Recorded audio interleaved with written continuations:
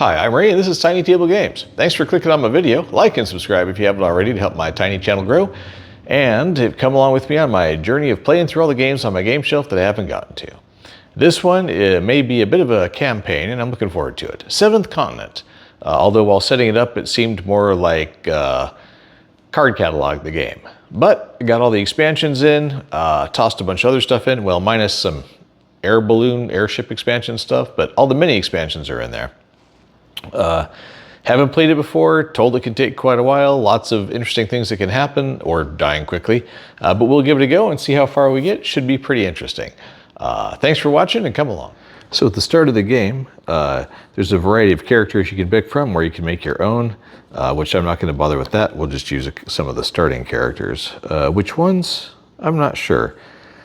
But I believe you can play, what, up to 4 people? So we'll probably go with a full load just to give it a try. So we're going to keep it random. We'll go with 4 characters because that seems more interesting. So not looking. It'll be you, and you, and you, and you.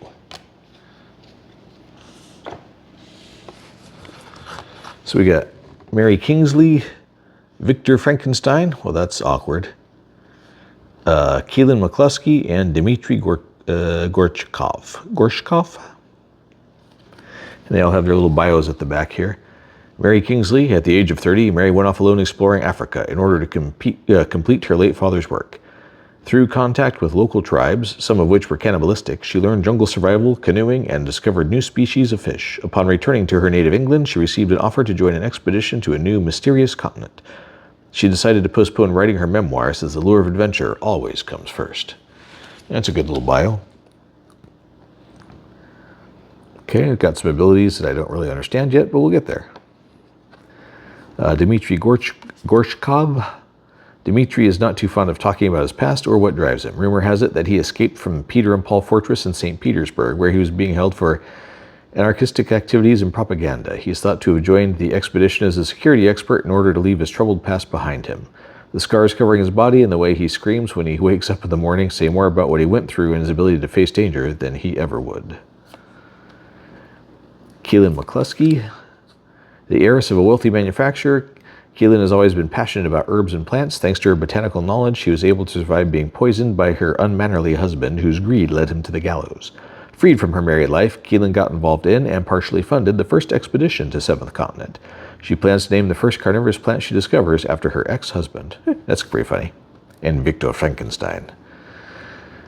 Awkward since she's technically fictional, but whatever. Victor, once a young promising doctor, has been a fugitive for the past several years. Rumors ran rampant as to why he was expelled from the medical profession, but his colleagues and the authorities refused to talk about it. Some mention strange experiments in the catacombs of his university in Zurich, while others claim he is obsessed with finding the primal essence of life. Did he join the expedition to escape the European police, or to find sanctuary of freedom to perform his experiments? Well, that's a solid, trustworthy sounding group right there. And also, you start with your satchel and journal, which tells you how many players you have, how many things you start with in there. 2 dice and 2 skills, I guess. I think that's the blue hand. We'll get there. And because we have the expansion, we also have a pocket watch. The minutes are ticking backwards as though counting down time. Well, that seems mysterious. You may store this under your satchel and journal card at the beginning of your adventure. Every time at least one character performs a rest action, take a 500 card during the consequence step. I'm sure nothing could go wrong with that. And as we're getting ready to start, the setup, 1907. A renowned explorer, you have just come back from your first expedition on the 7th continent, a mysterious land that was recently discovered off the coast of Antarctica and probably the very last terra incognita in the world. You're recovering from your adventure when, whilst reading the daily newspaper, you realize that several other members of the expedition have disappeared suddenly, for unknown reasons. Coincidentally, you have been lethargic for a few days, feeling feverish and finding it difficult to get up from bed. A cold shiver runs up and down your spine. You have to face the facts. An evil is consuming you from within. I mean, that's quite the jump, but we'll go with it. Especially in 1907. At nightfall, you fall into a restless sleep without knowing that, for you, this is only the beginning. So I guess you decide to go on back to the 7th continent to lift the curse. Specifically, you have been cursed. To win the game, players must lift each and every curse that they choose at the beginning of the game. Do not worry, the game will clearly let you know when this happens. Let's see, and then it's got some advice on which ones to use. I added in, like I said, all the expansions except the balloon expansion, I guess, because that's a whole bunch of extra cards. And we're not playing, it says you can add some easy mode or hard mode cards at the start. We're not going to add either of those. We're just going to go with it as is. Now, the curse you pick at the start of the game, it comes with several, and the expansion packs add several more. And the clue that you have is what sends you off on your quest, basically. And you can have more than one clue, but they say that makes the game much harder. So for the very first game, we're just going to go with one clue. They suggest Voracious Goddess as the starting one, but what fun is that when we have all these expansions in here? So we're just going to randomly shuffle one and pull it out. And they're two-sided, so I just kind of have to not look at it while I'm doing it.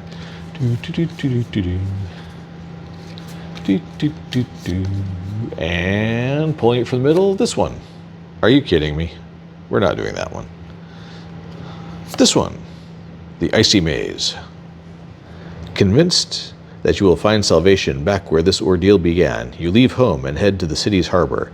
Your plan is to board a freighter bound for Australia. The captain, a shady man with a menacing look, eventually agrees to take you aboard in exchange for an almost criminal sum. Good thing one of the people's rich. You spend the voyage reading the notes that you and your companions took in your expedition journal, and one particular part catches your attention. The natives now seem friendlier to me. After a few hours in his company, I think I've picked up several words of his dialect, and I've concluded that he is insistently talking about a friend of his with remarkable powers who lives far away to the north. I decide to leave when the others tell me that the fog is finally lifted, and we will be able to cross the swamp. But I wish I could have stayed longer to try and learn a bit more. After several weeks at sea, you ask the captain to launch your fully supplied dinghy, rowing out of sight of the freighter. Something about the ocean's gentle swell rocks you to sleep. When you awaken, your craft has been grounded on the sand with its hull gashed and water pouring in, but causing your supplies and equipment to get soaked. If there is a positive, it is that you seem to have reached your destination. So there we go. That's our whole clue, and we add a 38 card into play. Each player places their figure onto it, so I guess that's where we'll crash on the beach. And here we have card 38. A sandy beach runs along the coast towards the north. It appears to give way to increasing vegetation and a greater likelihood of finding wood. So that's a nice hint. So here we are on the beach, and these are different actions you can take. You can look, and you have to flip at least one card, and if you have 0 successes, this happens to you, and some sort of map action, 0 plus cards drawn, 0 successes, so you don't need it to flip any cards for that one. And walking along exploring, and going that way is more stuff. Interesting. That's where we're starting. And here are our 4 adventures on their starting tile. Here we have Dr. Frankenstein. Here is Mary Kingsley, excuse me. Here we have Dimitri and Keelan McCluskey. Now, most things in the game happen with an action deck, and the action deck is made up of 35 common skill cards that do various things and have different star bonuses for measuring success on the sides of them as you draw them, as well as there's 5 specific skill cards based on which characters you're using, so 5 for each character.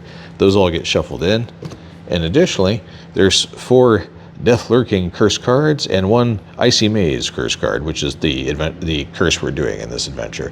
So that all gets mixed up together to make the action deck, as they call it, which all the backs are the same. Okay, sometime later, the action deck is now fully shuffled, and we will set this off to the side, slightly out of camera view for now, because it's not that important to look at. Additionally, there are all of these location cards here, with Roman numerals 1 through 11 through 12, and you get all those shuffled up since you're going to randomly pluck them out going forward as part of the discovery process of seeing what we see. And the final part of the setup is seeing that little flaming number right there. We take a terrain card matching that Roman numeral and put it cloudy side down up here. So don't know what it is, you just draw it from the deck, and all it says is flip this with some archaic symbols on it. So we won't flip that yet because it doesn't say to. Also, interestingly, they include a magnifying glass in this game. So I guess if you're really trying to see something in particular, hey, that works pretty good, doesn't it? Maybe there's hidden stuff on the cards. Why else would you include this except for aging people with bad eyesight, such as myself? And here's our turn sequence. Choose an active player. One player is collectively chosen to be the active player. Check for other involved characters. Any player whose figure is on the same terrain may get involved if they choose to, and then you take an action. So in this case, we have a move action choice, which allows everybody to move to the next available terrain, which is this one in this case, because there aren't any others, so far as I can tell. Let's see, we got this one, which is Spot Observe. This one, which is Go See/Investigate. And apparently this is a foliage card, which comes into play for resources if you happen to have some skill that lets you make resources or do something like that. And moving that way, obviously, is the walking action. I don't think there's anything else going on there. Well, to me, I think the first thing we should do is investigate the wreckage of our own boat. So it looks like we need no additional skills for it, and we don't need any stars. So we can flip literally no cards at all and just go do 36. So as for who's doing it, I think we'll have Dimitri check that out. And I should mention that explore and flip cards mechanic out of your action deck is the whole mechanic of the game. Basically, this is your collective life. When the deck's gone, you're gone, more or less. You have to start drawing from the discard pile instead when you shuffle that up. And as soon as you hit a curse card, game over, man. But for now, we don't even have to flip one because that's a zero cost one to check out card 36 here. Sharp rocks at the edge of the beach might prevent you from going further, so you consider going around them to explore the shore from the edge of the sea. Considering the temperature of the water and the strong current, using a craft would certainly be wiser than venturing to swim. So this one is everybody has to be involved. You have to do a anchor, a swim or sail action, 2+ cards, flip 2 or more adventure cards, get 4 stars, in which case that happens. The little white part is your success, and the dark part is you failed. Interesting. And it looks like there's some sort of permanent event thing if you manage to swim that far. Yeah, that's interesting. I'm not sure we're going to do that just now. But we'll put that, excuse me, we actually have to slide this up because it always goes, all the text always has to face the same direction, and you point that back towards the card it came from. Well, happily that didn't cost us anything. So I suppose the next thing to try is just looking around here. We have to flip 1+ card, and we don't need any successes at all, we just have to flip 1. So we'll flip 1 card into our discard pile. Oh, that's unfortunate, that was one of hers. And it had half a star success on it, which is fine, that would have been sufficient. And that allows us to check out card 53. Now, another interesting thing about this game is that there are sometimes multiples of the same card, card number, I should say. And in which case, there are 2 53s, and we just randomly take one. The other thing is sometimes there'll be gold-colored ones of the same number. In that case, it says you have to get rid of all the green ones before you take the gold one. So that's interesting and implies that some repetitive tasks do occur. So we'll take this one. You walk along the beach searching for any unusable debris that the tide could have carried here. What do we got? You find a small wooden chest, half buried in the sand. Well, that seems promising, looking intact despite the rough surf. One character involved in the following action may discard 1 card with the keyword skill from their hand or inventory in order to obtain a star during the result step. Now, nobody actually has a hand yet because you start with no cards in your hand except your own character card. So it's just going to be straight flipping it from the deck. We can flip more than 2 cards if we choose to, but remember, that's everybody's life points at the same time. Well, there is no fail option for that. You either open it or you don't. So maybe we'll go with 1, 2... I don't know. We'll throw in 1 extra card just in case. There. And now let's see if we get 2 stars of success. We nailed it. That's way too many stars. Ugh, what a waste. Oh well. We definitely did it. So these all get discarded, sadly. And this card gets replaced with 55. And here we go. And yes, there is a slot in the card index for banishing. So card catalog the game continues. A click lets you know that you have managed to unlock the chest. You open it without further delay, hoping it might contain something useful. Take card 350. And apparently leave this one here, since it's an open chest on the shore. Well, there are a bunch of 350s, and there's even a gold 350 that I didn't pull out. So just randomly pick one of these. This one. A welding helmet. Well, that makes sense to be in a chest. Although +4 defense, and you can use it for -2 action, or -2 costs, or 2 successes on fighting and wrenching. What is wrenching? Crafting. Or you can get -4 on it and have to discard it at the end. And it's got 4 uses. That's what that means. That's cool. I guess we'll give it to Victor or something. Well, there's really nothing else to do on this card. We've done everything there is, as far as I can tell. And now we just have to, it doesn't look like anything else. The only thing we can do is either try to swim, which I'm not entirely sure I want to do that. So maybe we'll walk inland a little bit first. To that, we have to flip one adventure card, and we don't need any successes. We just have to spend a card. So away goes another card. Try not to think about it.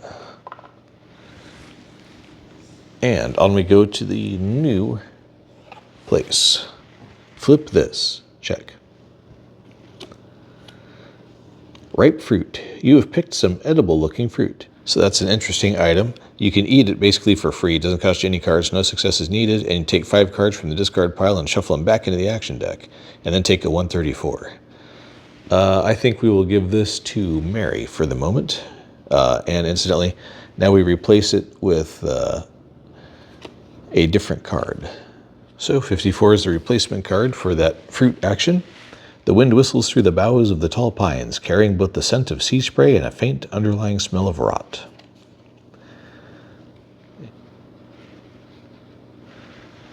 So get out some more 2s. And just randomly plucking them out of the box since we shuffled them first.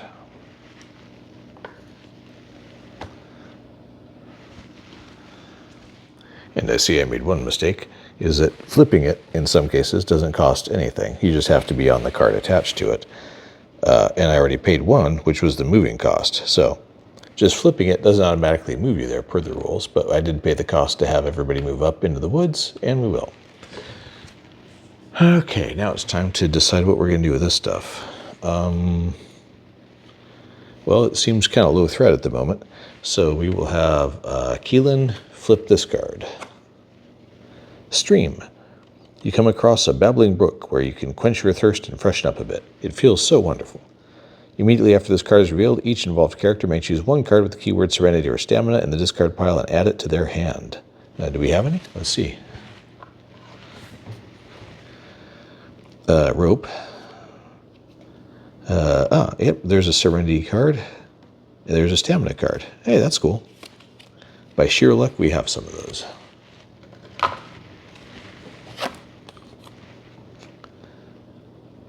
Let's see. Each involved character returns their tired or bloody state. We don't have any of those. And you go on your way. Discard this. Okie dokie. The area appears to be clear of any danger. However, a few fresh tracks suggest that some animals have passed through here recently. Another foliage one, some exploration. And sometimes they say there's hidden numbers on cards, and if you see one of those, you don't have to spend anything. You can just dig it out if you happen to see it, which is probably what the magnifying glass is for. Okay, so far so good. People actually picked up a few things, which is nice.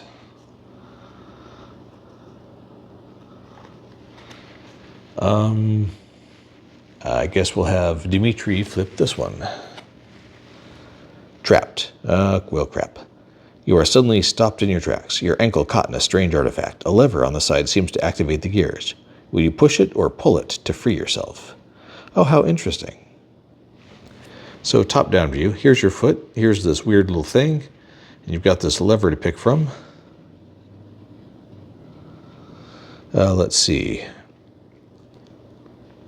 Mandatory action. Oh, I see. To either push it or pull it. How funny. That's very, very clever. I like that. Let's see. We need to pull it down. So 270. Blast. The trap tightens around your ankle. You fear that your shin bone will be crushed, but the trap only twists your ankle, causing a sprain and quite a fright. Firmly grasping both blocks of stone, you try to free your ankle. The active player takes a 104 card. Oh man. Here's the 104 card. Superficial burn, deep cut, or fractured bone. Injuries on the 7th continent can be life-threatening. You are injured. You have to take a medicine check, get 3 successes to return this. The injury bleeds profusely. Each involved... Oh, I see. That's if you fail when you're doing your injury. So now he's just injured. Neat.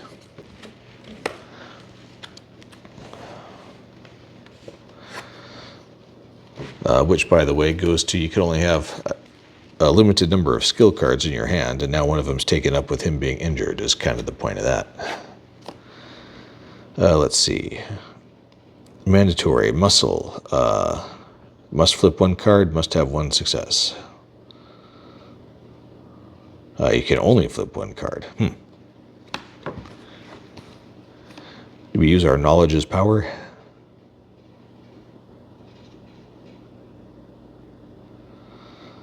I do not think so. That seems like it's too useful. I think we'll just flip 1 card and hope for the best.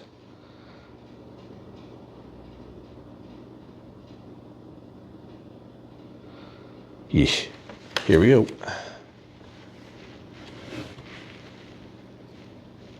Oh, no. No such luck. Dimitri, you're screwed, buddy. You pull with all your might, but to no avail, as your ankle continues to throb terribly. The active player must randomly discard 1 skill card from their hand or from the action deck, and must immediately take this action again. Well, I'm going to hang on to the one he just got from the stream. So we'll discard 1 from the action deck. And here we go again. Yay! Goodbye, woven basket. Opportunity cost sucks. Thankfully, you managed to free yourself from the trap. Hooray. And now poor Dimitri can reveal card 72 after getting his ankle mauled up and incorrectly guessing which way to pull on the lever. Let's see. This ground is soggy and the air is damp and humid. The cacophony from an army of croaking frogs rises from among the swamp grass. Yep, that's a swamp, all right. Where bamboo's available if we ever have the ability to do anything with it.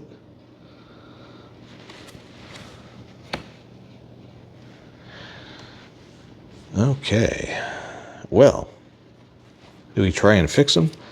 We gotta toss 2+ cards and get 3 successes. So we're gonna do how many cards? You think to yourself, well, that seems random.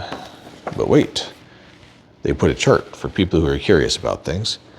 Let's see, if you need 3 successes, which we do, you've got a really good shot with 4, and 39 is kind of like, or 3 cards is maybe. So we'll go for 4 cards. Or maybe we'll just leave him injured for now, to be honest. I mean, it's not really hurting him. We don't have any other cards to put into his hand, so he can just live with it for now. Okay, so let's flip this one. Let's see, we'll have Dr. Frankenstein do it. Or excuse me, Victor Frankenstein. You spot a snare. More of them may have been... Wow, what is with all the snares? You manage to leave the area unharmed, or you will not set off any. Let's see. So 0+, you need 2 successes.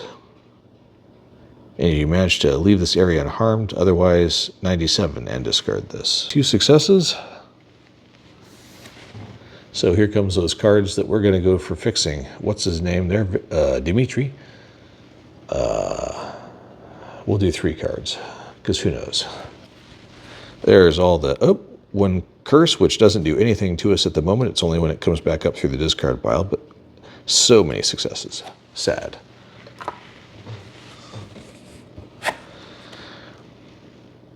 Cool. So we just discard that, and nothing else happens. So I guess yay us. And we put down a card.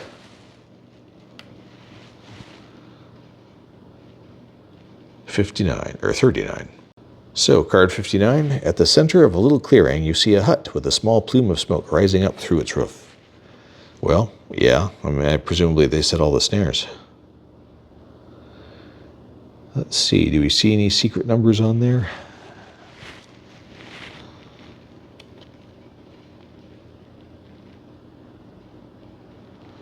Doesn't seem like it.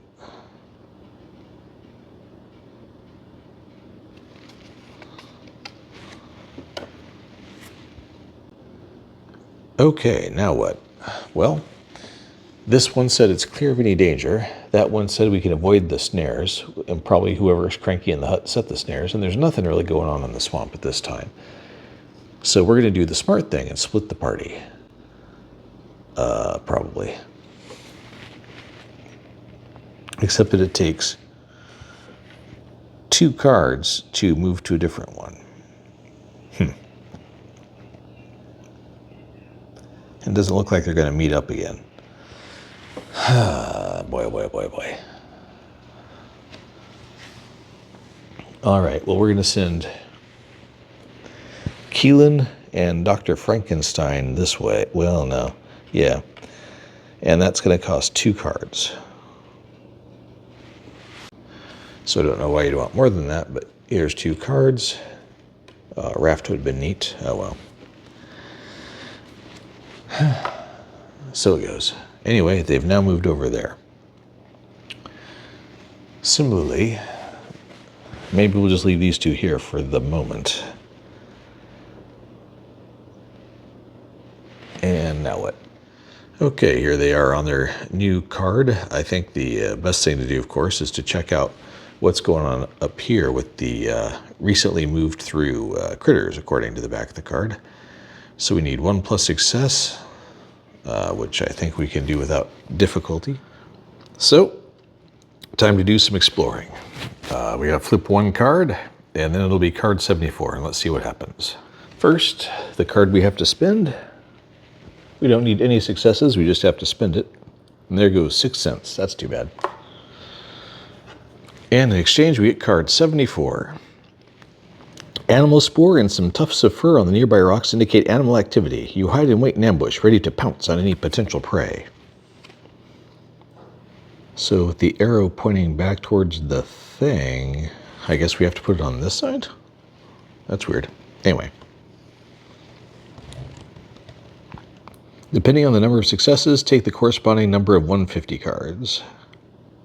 Reveal them. If at least one involved is bloody, you must discard one of these cards without the keyword predator. Choose one of the remaining cards. Boy, okay. First, it's locked. What in the world does that mean? Players must draw the exact number of cards indicated by the action unless you want to apply effects from your hand. And as a ranged attack, perhaps, given the little target symbol. Oh, it's a hunting action. 2 cards, and you need 3 or more successes. Fortunately for us, Keelan has just remembered. Dude! Opening for Van Halen, Wild Stallions. Or more precisely in this case, remember to bring the bow, dude, from the discard pile. So, he can do a hunting action with this. This will use one of the possible uses of it. Sad, but true. But the effect is you can flip 2 less cards, or you have 2 automatic successes, which is pretty awesome. So obviously we will be using the 2 automatic successes. And we'll use our tiny die to track that we have 1 less use of it. And now we have to flip 2 more cards. So moving the pile over here, we got a 7, which is successful with the bow, I do believe. Thankfully, we're using the bow. And a star. So that's 2 stars and 2 more stars. So 4 stars total. Phew. No help at all, Frank. Let's see. So 4 to 7, we draw 3 cards of 150, which I'm pretty sure are just item cards. So just took the first 3 150 cards that come along. Oh, a wild boar. Well, that's not great. An egg and empty-handed. Wah, wah, wah. Nothing's here. Discard. And an egg. Immediately after you choose to keep this egg, take 878 and keep and or take another 150 card. Huh. And boar. You have trailed the kind of warthog to its mud hole. Take 4001 cards. One involved character. Oh, okay. So we got to do a. What in the world is that action? Be stealthy and hide. 0+ cards, and you need 3 successes. Man, there's a lot going on. Simultaneously, if at least one involved character is bloody, you must discard one of these cards without the keyword predator. Nobody's bloody, happily. Even Dimitri's injured, but not bloody, but he's not there. Choose one of the remaining cards, which represents the results of your hunt. Return the other cards and turn this gold. Oh, cool. Well, we're not using the boar as our choice, or the empty-handed. So these are going to go back into the 150 section and get shuffled up. We're keeping the egg. And this turns into a gold version of 74. So here's the gold version. It's the same wording underneath. Oh, that's interesting. Apparently you can do this again. So yeah, that's an option. And this one gets banished. Now, about this egg. Let's see. Take the 878 card and keep it. And or take another 150 card. Here's the 878. You carefully turn the egg in your hands and feel something strange, as if the creature inside. As you are sure the egg holds a life form within, was it trying to communicate with you? No, quest item. You cannot wait to meet the creature inside the egg. You consider warming the egg by holding it in your hands or placing it near a heat source. You may take the following action only if you have a card with the keyword bond in hand, which we do because of the egg. It's the hand action, which is, on our giant sheet, handle. 1 card must get 4 successes. Or 0 successes if you have a fire resource. So maybe we hang on to that till we make a fire. And it says you can take another 150 card. It'd be something horrible. But among the many, many, many 150 cards, we'll pick this one, which is a goat. Man, it's just animal season today, apparently. A white goat has set its mind on following you. That's nice. Plus 20 goat, I see. If you use this, or if it leaves your hand, banish it. So we have a Serenity Companion. So she's got an egg and a goat and a bow. Man, Keelan is killing it at the moment. That's pretty funny. All right, so that was well worth the time. I don't know about trying that, though. That's a lot of cards.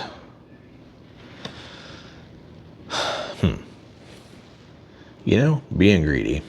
Yeah, you know what? We're going to do it anyway. It's probably foolish, and it takes 5 cards, but maybe it's something real good. So.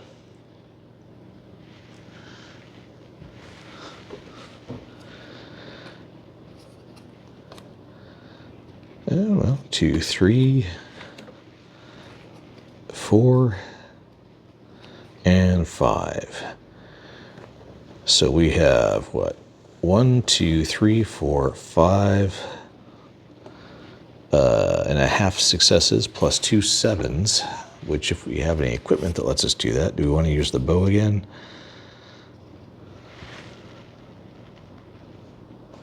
That'll allow us to take 3 cards instead of just 2 cards.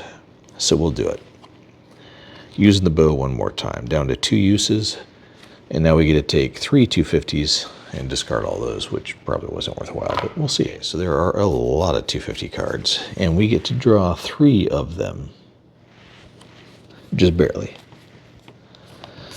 Reveal them. If at least one character is bloody, they aren't. Choose one of the remaining cards, which represents the results of your hunt, and return the other cards. So, card number 1 is a snake. The snake can ignore you or bite you in the calf. Okay, that's one possibility. Another snake, and empty-handed. I guess we'll encounter the snake and return these other cards. Honestly, I was hoping for something a bit different. Okay, if we stealth with 1 and get 2 successes, the snake ignores us, otherwise we get bit. I was hoping for like hunting meat or something, not getting bit by a snake. Alright, it's locked, it has to be stealth, and it's only 1 card. Bum bum bum. And is not enough successes. Cool, way to go. So Frankenstein, or excuse me, Victor Frankenstein gets bitten and takes a 108 card. Sigh. And the 108 card, these purplish blemishes on your skin are getting worrisome. Ah, great. And the greenish pus they ooze is noisome. Every minute that your fever rises, you get closer and closer to death. You are poisoned. Yay!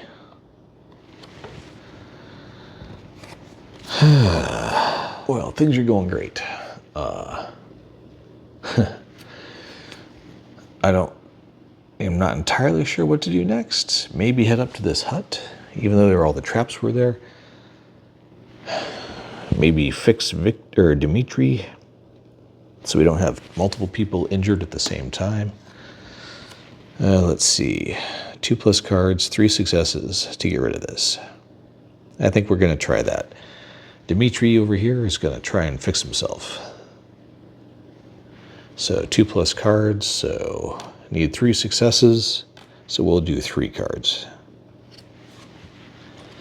And there's a curse and 1 success. Great.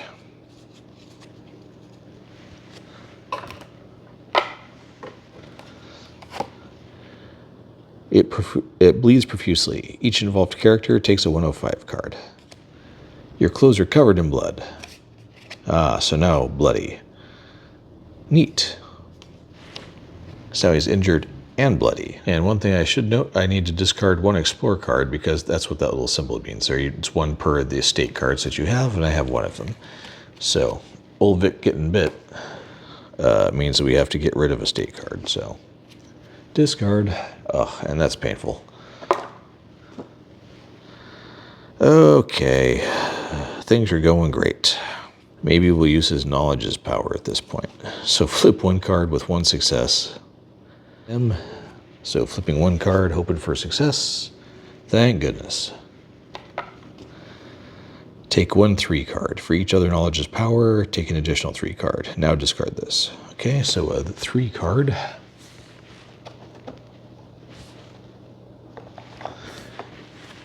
A random 1 plucked. An event from your previous expedition comes to your mind. The teams went spent a whole day making a stretcher to carry Emil. Possibly Emily, but I think Emil. As a matter of fact, the closest trees were there 3 miles away from where he'd broken his leg. 1 experience point. It's -1 if you're moving to where there is already an explorer, so everybody can join back up for free. I think we'll try to maybe fix his injury again? I don't know. Maybe we'll just leave it.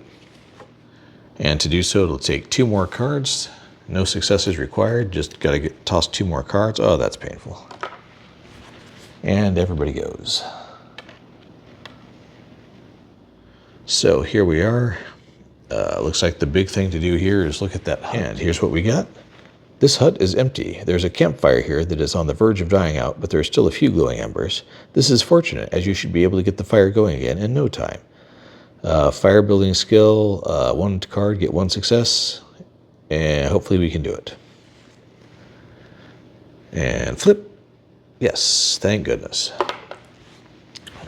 We got fire.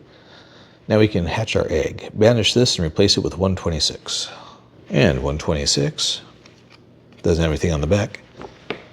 The fire comes to life in the hearth, making the atmosphere inside the hut much cozier. This is a good opportunity to rest.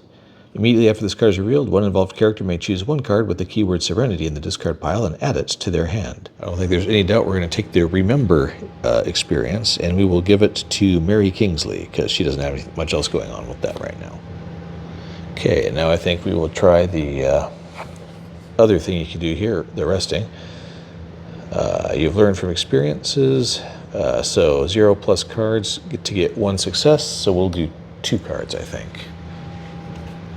So 1, 2, and there's our successes. Yay! 1 000, and each involved character returns their tired state. Fortunately, nobody is tired. Sick, poisoned, and otherwise screwed over, yes, but not tired. And here's the 000 card.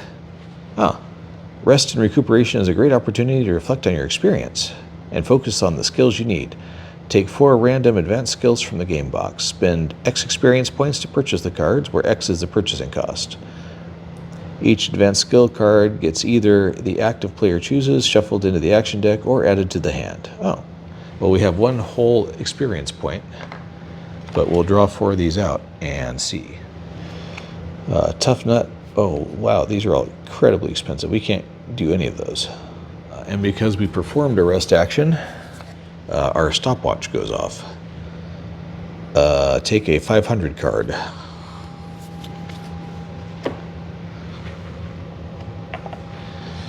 $500. You drift into a deep slumber. 1 day has passed. When you wake up, fragments of your last dream come back to memory. You were overcoming many challenges with ease and crafting new, sophisticated items. If you took a 000 card, each advanced skill costs 2 fewer experience points. All right. We still only have 1 experience point, which means there's only 1 skill we can afford with the -2, but we'll do it. Second chance. You may discard this during a result step of an action to apply the following effects. Shuffle all the cards drawn during the cost step back into the action deck, draw new ones. Nice. We will give this skill and put it in somebody's hand right now. I think Mary's going to get it again. While we have fire access, it's time to use that egg.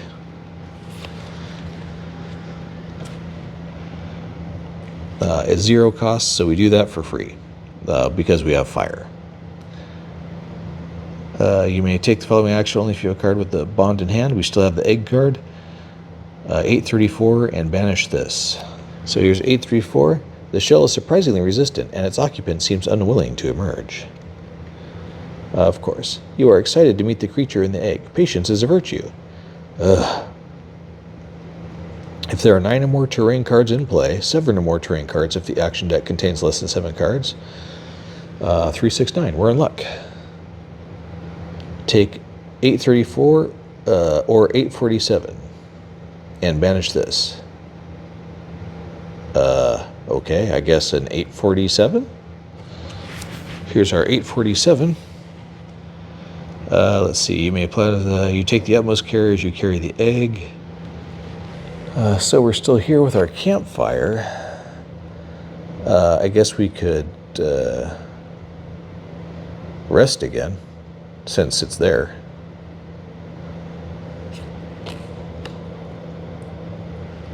And it doesn't really matter if we succeed on that or not, because we don't have any experience points to spend, so I'm not even going to bother flipping that. I just need to take the rest action in order to activate taking care with this.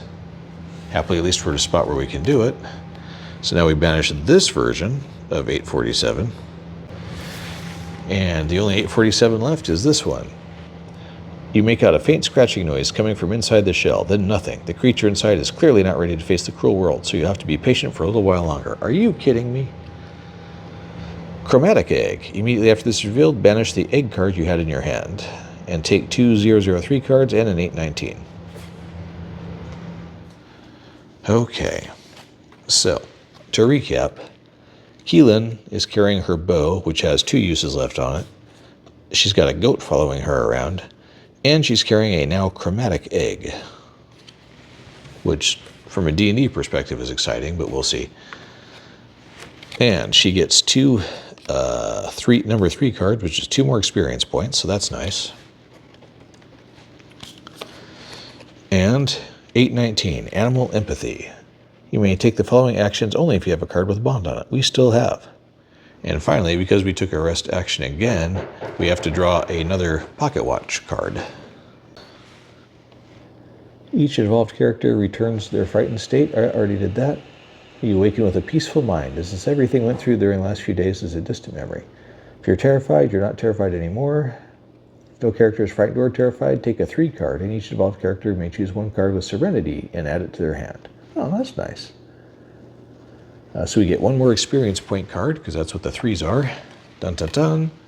And since everybody was hanging out resting, everybody gets to take 1 card with the keyword Serenity and add it to their hand. In this case, we're going to give Dimitri his Nerves of Steel back, which is nice. And we have the chance to make a basket now, since this is just finding the skill, being serene and all. So it's 3+ cards with the make skill, and happily good old Victor there has his welding helmet to make things easier. So that's -2. And it's another -2 or a -1 if you're on that thing. So it's basically a freebie, which is great. So no cards required, and we make a basket. Let's see. When this is part of your inventory, the item it is part of may contain up to 3 additional items. Huh, cool. So we're going to have to combine it with something at some point. Okay, and last thing we're going to do today is try and uninjure Dimitri again. But this time, while they're sitting around the campfire weaving baskets and whatnot, we're going to use 4 cards, because it's 2+ cards. So 1, 2, 3, 4 successes, which is a lot of cards. But we finally shake off the injured, just because I suspect that's going to be problematic later.